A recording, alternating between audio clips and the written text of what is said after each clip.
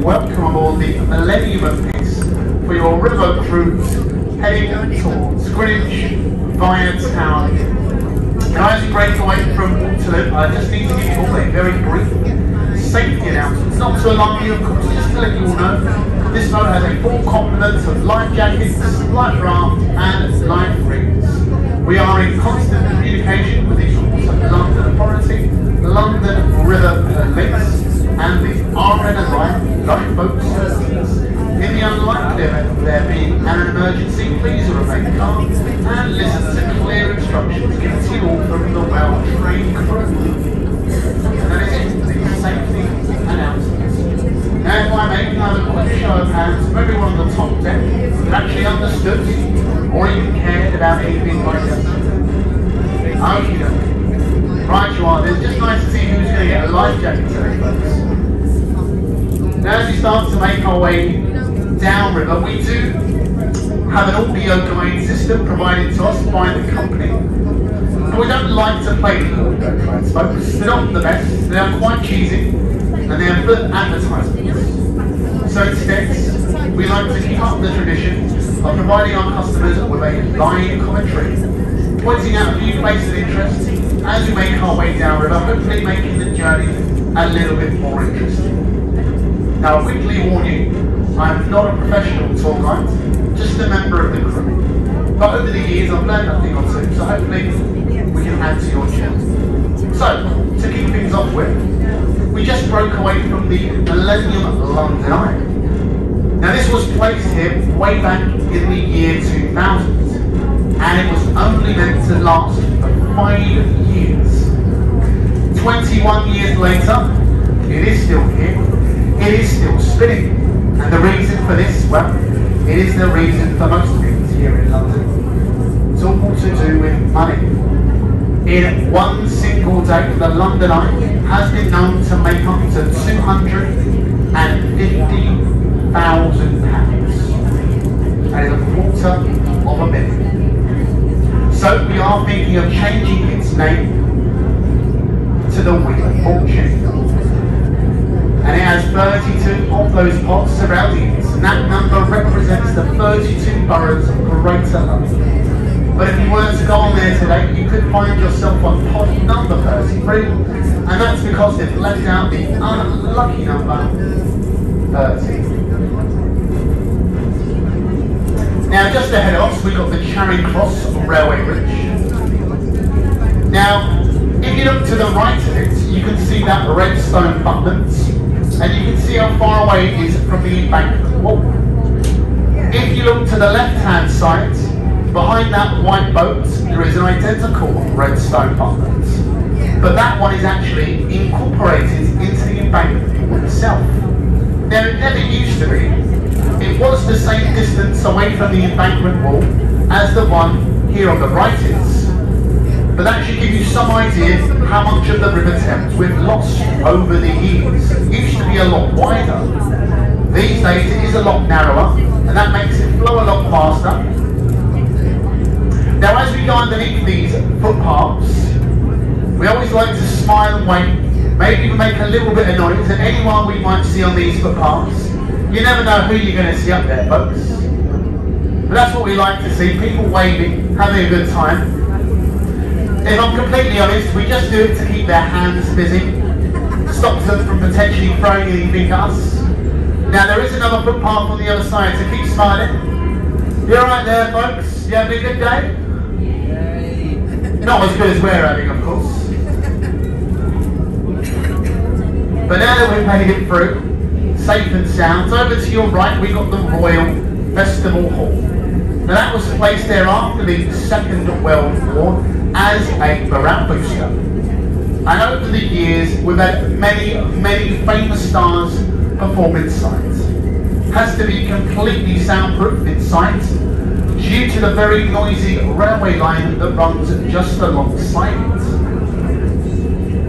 To your left now though, you will soon see an Egyptian stone obelisk, and that is called Cleopatra's Needle. Now, this is over 3,500 years old. It is older than the city of London itself. This was given to us by a very thankful Egyptian viceroy to commemorate Lord Nelson's victory over Napoleon during the Battle of the Nile. Now, it was lost in the Bay of Biscay on its journey over to the UK. Several sailors actually lost their lives trying to prevent it from drifting away. But it was found several months afterwards and finally made its way here where it now sits today. Now, this bridge that we're about to go underneath, this is the Waterloo Road Bridge, more affectionately known to us on the River Thames as the Ladies' Bridge, a name that goes all the way back to the Second World War. While most of the men were away fighting, the labouring force that built this bridge was 80% made up of women.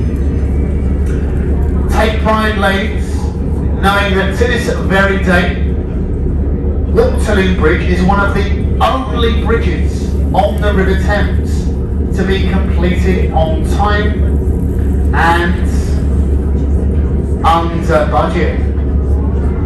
So well done, ladies. But now that we've come through to the other side, on your right we have a very ugly grey building behind those trees. Unfortunately, that is our National Theatre. I do have permission to call this an ugly building though. It has been voted by London's leading architects as being one of the ugliest riverside buildings for 10 years in a row. Now, why they feel like they had to have a competition for the ugliest building, I'm never going to understand. But there it is, ladies and gents.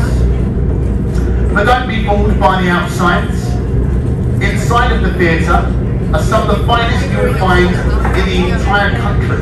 And this includes the Olivier Theatre, named after the building's founder, Laurence Olivier. Now, over to your left-hand side, folks, we have these brass lions' heads. Now, as well as being old moorings for ships, they used to be an old flood warning indicator. The river police were told that if the River Thames ever reached the Lion's Mouths, they had to evacuate the London Underground and the surrounding buildings. Now, the police force, they invented a few rhymes to help them to remember this. Please feel free to join in if you can catch on. They go like this. When the lions are drinking, London is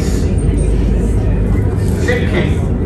And when it's up to the lion's mane, London will go down the drain. Well done, everyone. There was another one that us sportsmen invented, slightly less known, but it goes like this. When the lion's heads are completely ducked, then the city of London is out of luck. Surprised nobody got that. Anyway, moving on. Just on your right hand side now though, you've got a red brick building with the white chimney on top. Now this is the old Oxo Tower, folks. But it's important to note the River Thames is a royal highway, and it is illegal to have any form of advertisement along the banks of the river unless it's got something to do with boats or barges. Now the Oxo company, they make gravy here in the UK, but they thought they could get around the law by ordering some stained glass windows. And if you look at the top of that white chimney, you can clearly see the letters OXO, spelling out the company brand name Oxo. Now they were taken to court over those windows, but it was thrown out, as the judge on the date agreed with them that it was simply a mere coincidence. Their circular and square windows just so happened to spell out the company name. Now just ahead of us we have 2.5 bridges coming up. The first bridge That is the Blackfriars Road Bridge. This one is said to be the most romantic bridge on the River Thames. It actually has the nickname the Lovers Bridge. And these archways, well, they are known as the Tunnels of Love. Now the saying goes, if you give someone you love a kiss, as you go under the bridge, you'd be guaranteed a lifetime of health and happiness. So don't be shy, folks. Get your lipstick out, pucker up, and get ready to give someone that you love a kiss. Now if you're not with anyone that you love today, you can also kiss your husbands or your wives. I've heard it still works in the same way, but you folks go ahead. And you lot downstairs, don't think we've forgotten about you. This applies to everyone on board the boats. Now these red pillars that you see in between the bridges, these are all that remain of the older St. Paul's railway bridge. Had to be replaced with the bridge that we're now going underneath due to the modern trains bearing more weight. But the engineers were certain that if they tried to remove them, it would disturb the foundations of the bridges either side of them. Over to your left-hand side, just above the building lines, we've got the top of St. Paul's Cathedral. It is considered to be by many as Sir Christopher Wren's greatest masterpiece. Took him an astounding 35 years to complete, and it is the second tallest for freestanding dome anywhere in the world. It is second only to St. Peter's in the Vatican City of Rome. St. Paul's is exactly 365 feet tall. Easy to remember, it is 1 foot for every day of the year. There is actually a viewing platform on top of the dome, and it is called the Golden Gallery. Now it is closed on a Sunday, as they are holding a service in there every week, but it is open all the other days of the week. But I'll quickly warn you, if you do want to go up to the Golden Gallery, you are going to have to climb the 534 steps to get you to the top. But once you get up there, the views are spectacular. Now this bridge we're going to go under, this one is the Millennium Bridge. May look familiar to some of you. It was featured in the Harry Potter movies. If you remember when Harry and his friends fly underneath this bridge so fast, they cause it to sway from side to side. Coming up to your right hand side now though, we've got a white building with a wooden frame and a thatched roof on top. This is a replica of William Shakespeare's New Globe Theatre. It is one of the only buildings that you're going to see with a thatched roof, as they've all been illegal since the Great Fire of London. Now you can actually go inside and have a live performance for the meagre price of only £5. And believe me folks, £5 for a live performance is an absolute bargain. But you want to make sure you go on a nice sunny day, as it is an open top theatre, and you're not allowed to take an umbrella in with you. But they will keep performing, because as they say, the show must go on. This next bridge ahead of us, this is the Southwark Road Bridge, officially known as London's least used bridge. And this is due to the poorly planned approach roads. Hardly anybody knows how to get to it. Mainly used by professional drivers, people that know the roads of London like the back of their hand. Any people that you see on top of the bridge, well, they are usually very, very lost. No clue how they got on the bridge, no idea how to get off it. It is quite sad to see. Now as we push on through, further and further down river, coming up on our right hand side, just before we go under the next bridge, we've got that old pub with the red windows and the fairy lights outside. This is the Anchor pub, ladies and gents. There has been an Anchor pub on that site since the 16th century. One of the oldest pubs still here in London today. Over the years, many famous Englishmen have drunk inside there. William Shakespeare, Samuel Pepys, Sir Winston Churchill, myself, and just to name a few folks. Now we're passing underneath the Cannon Street railway bridge. Not really a lot of information about this one, sadly. If you feel any dripping on your heads, don't worry. It is just the train discharging the toilets before it goes into the station. There's no need to panic. Now here's one for all the kids on board the boats, or for the young at heart. Over to your right, we have a model pirate ship. Now it's not any old pirate ship, it's actually a fully working replica of Sir Francis Drake's Golden Hind. Now he was one of the first Englishmen that went around the world. That working replica has also been around the world twice, using the same course that Sir Francis Drake took, and it is now being prepared to go around the world for a third time. But we are now, of course, about to go underneath the London Bridge, folks. Now this is actually the 5th London Bridge that has stood here in over 2,000 years. Now the very last one that we had, that was slowly sinking into the River Thames.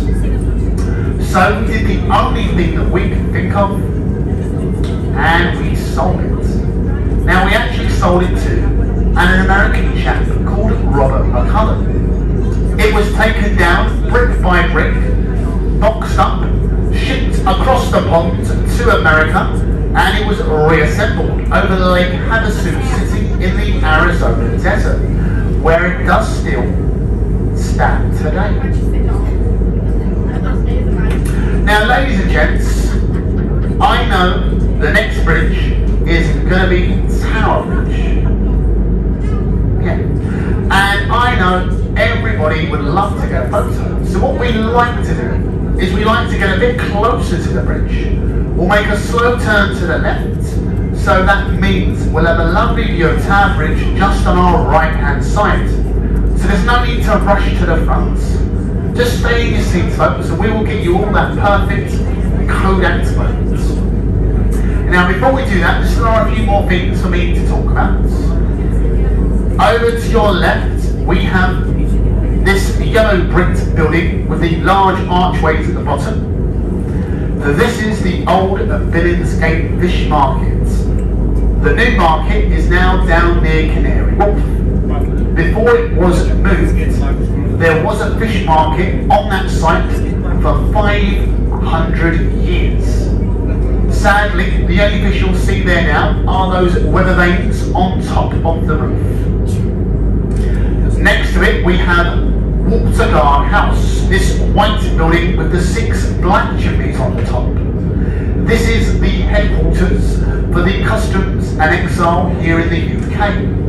Anything that is confiscated at the borders, alcohol, tobacco, any sort of contraband, it all goes inside of there and is supposedly destroyed by means of fire.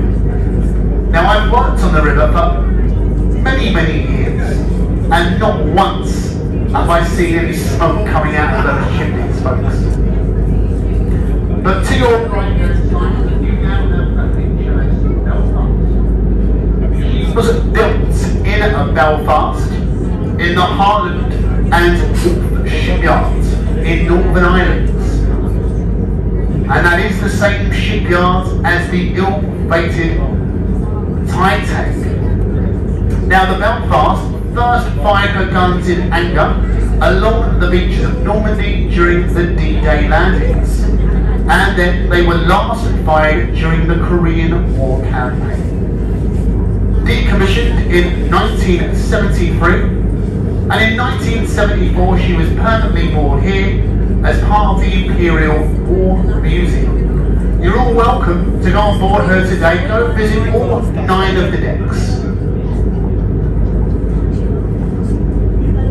Over to your left-hand side now, we have got the Tower of London. Now the square section in the middle with the 4 towers, that is the oldest part of the tower, and that was built during the reign of William the Conqueror.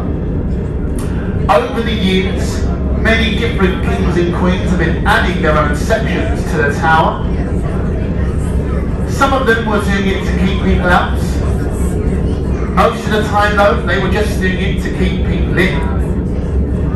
Over the years, the tower has been many different things. It's been a royal palace, a royal mint, a royal observatory, it's even been a royal zoo.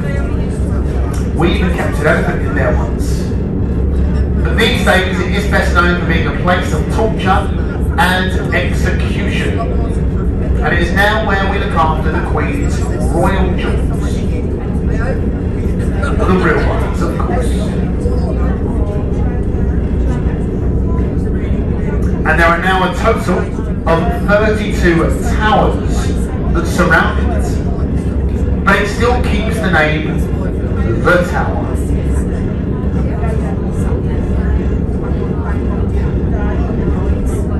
And ladies and gents, just ahead of us now, we have the iconic Tower Bridge.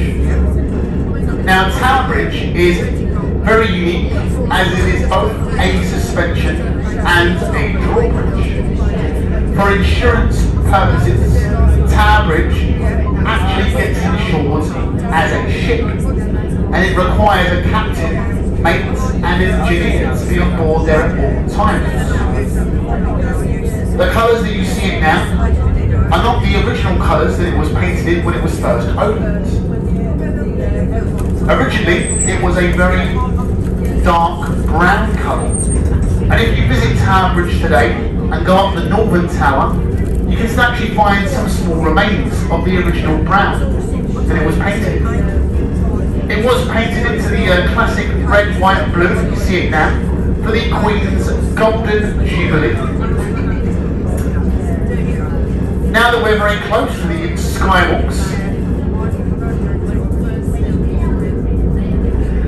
have a look underneath the centre at the top there, and you can see that some of the floor is actually made out of glass, just like you may have seen in those funny YouTube videos. Except we did it first. And there is just one single day of the entire year when Tower Bridge will not open. Now I'll give you some clues. It's not Christmas Eve, it's not Christmas Day, it's not New Year's Eve, and it's not New Year's Day, and it's not the Queen's birthday, before anyone says it. But does anyone have any ideas? Anybody care to hazard a guess? Anybody even care? Alright then, I'll tell you, but you'll kick yourselves after I do. The one day that Tower Bridge will not open is of course the day of the London Marathon, as part of the racetrack does go over Tower Bridge. Now I think it would be quite amusing if they did open the bridge, just by a foot or two, just to make the marathon a little bit more exciting. I get very bored of Marathon Day very quickly. You can actually see underneath the #1 arch on our right tower, and if you look along the shoreline, you can see a very small hole, and that is known as the Devil's Hole. Back when Tower Bridge was first opened and the walkways at the top were open to the public, we found that a lot of people were actually throwing themselves off of the bridge, or somebody was throwing them off, and the tide set meant the bodies would wash up underneath here, and they'd get fished out using bits of sticks and ropes, and they were left in the Devil's Hole for the authorities to come and collect. Now you may have noticed that the Devil's Hole is actually tiled like you get in the London Underground. Bit of an obscure feature to tile such a weird place. Well, there is actually a good reason they did this. Some of the bodies they pulled out have been bobbing around for days and even weeks sometimes, and the decomposing gases inside of their bodies meant that when they were left out, they would inflate and sometimes they would explode. And there'd be blood and guts everywhere. So to make it easier for the poor person to clean up, they tiled the walls like so.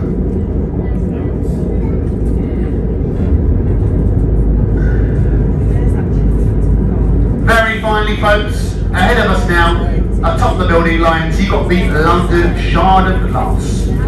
Tallest building in Western Europe. It's over 1,000 feet tall, has 95 floors inside.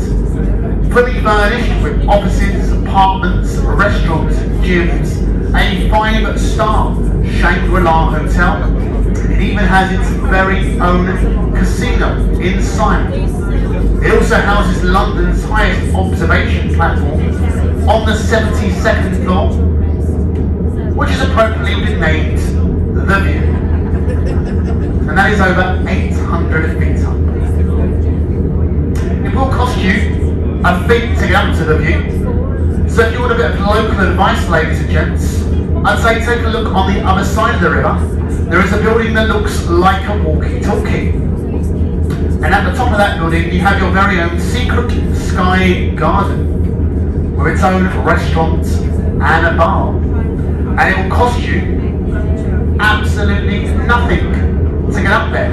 All you need to do is make a booking online and take a form of ID with you on the day. So hopefully, I may have saved you a few quid just now. But ladies and gents, as you can see, we're going to be making our way into town here very, very shortly.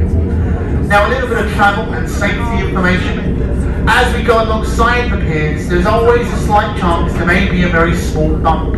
So if you could please remain in your seats until we're safely tied up. We don't want anyone to fall over and get hurt.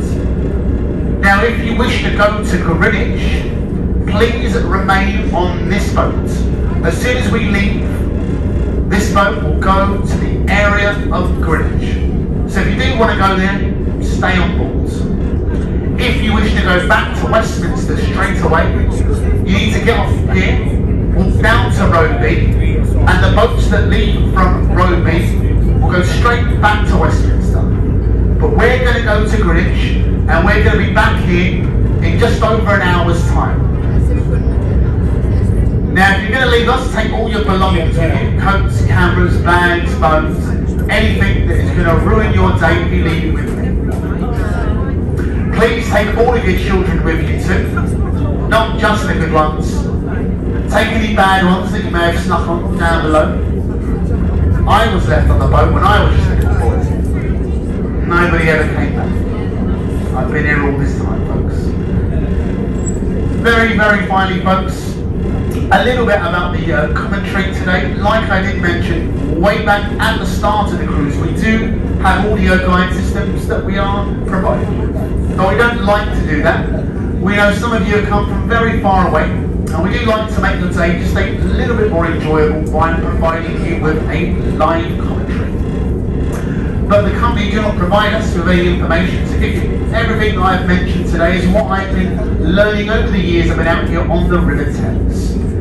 If you have enjoyed the commentary today, folks, and you would like to show your appreciation, you're more than welcome to. Just as you're leaving the boat, folks, I'll be down by the exit, and by my side you may see my small silver bucket. If you care to throw a couple of bob inside, it is always appreciated. And it is, of course, faithfully applied. But we leave it entirely down to you, folks. But once again, welcome to Tower. On behalf of myself, Sim, your captain today, all of the staff working very hard downstairs. We do hope you enjoy the cruise bus, and we hope to see you again very, very soon.